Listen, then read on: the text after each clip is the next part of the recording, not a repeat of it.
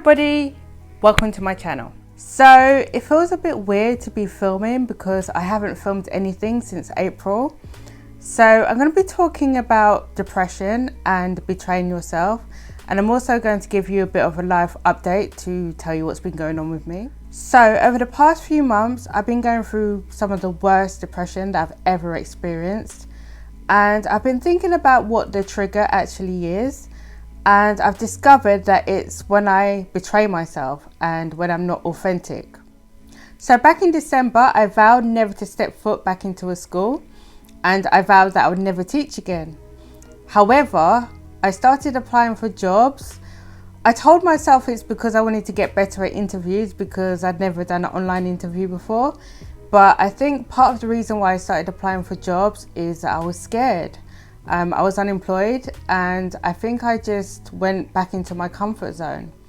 So I applied for a teaching job that I didn't think I would get, but I ended up getting it, and I didn't know what to do. I didn't really want the job, but I felt a lot of pressure.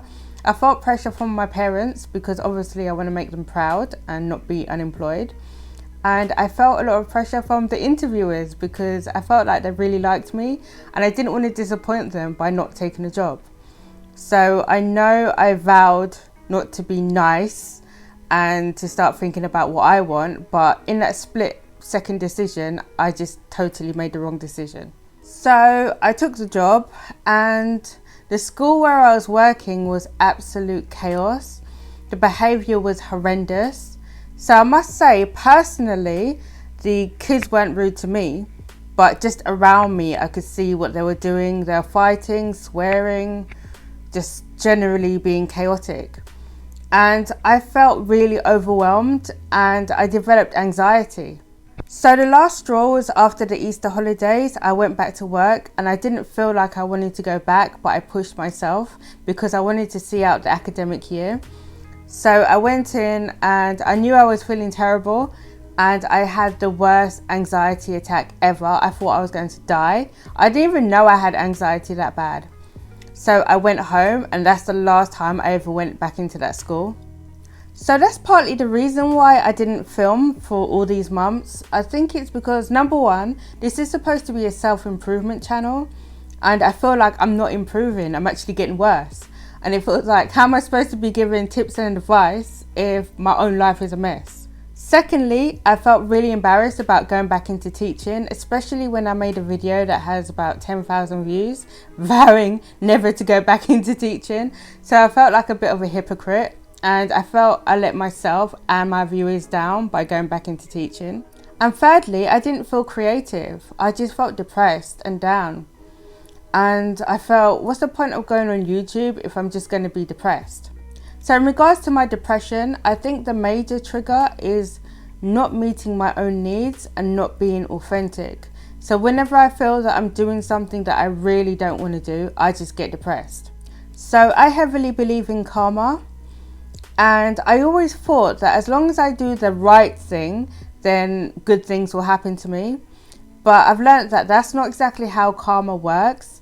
If you do the right thing for other people but the wrong thing for yourself, then you'll actually get bad karma and bad things will happen to you.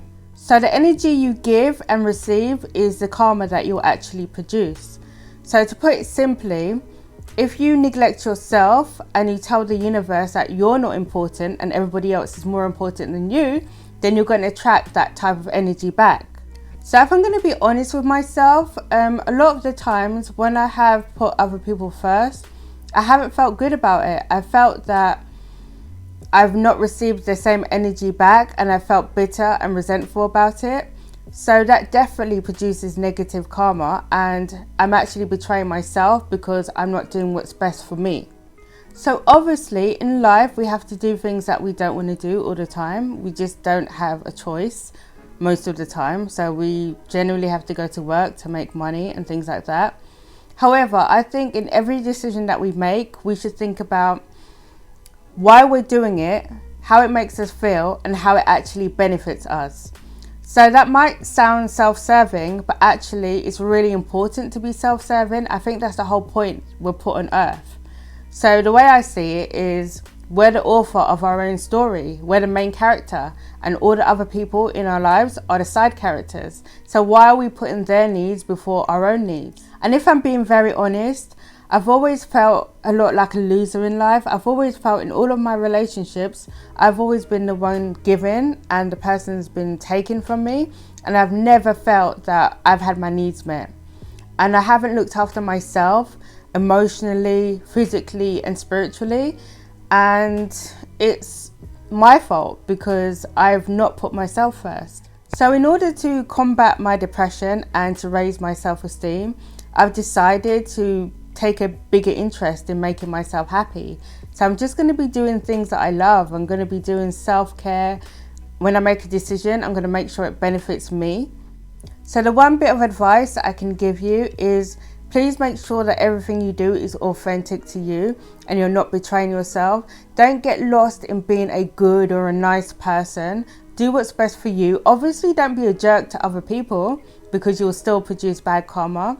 But just make sure you do everything in moderation. Yes, you can help people, but make sure that you're not putting yourself at a disadvantage.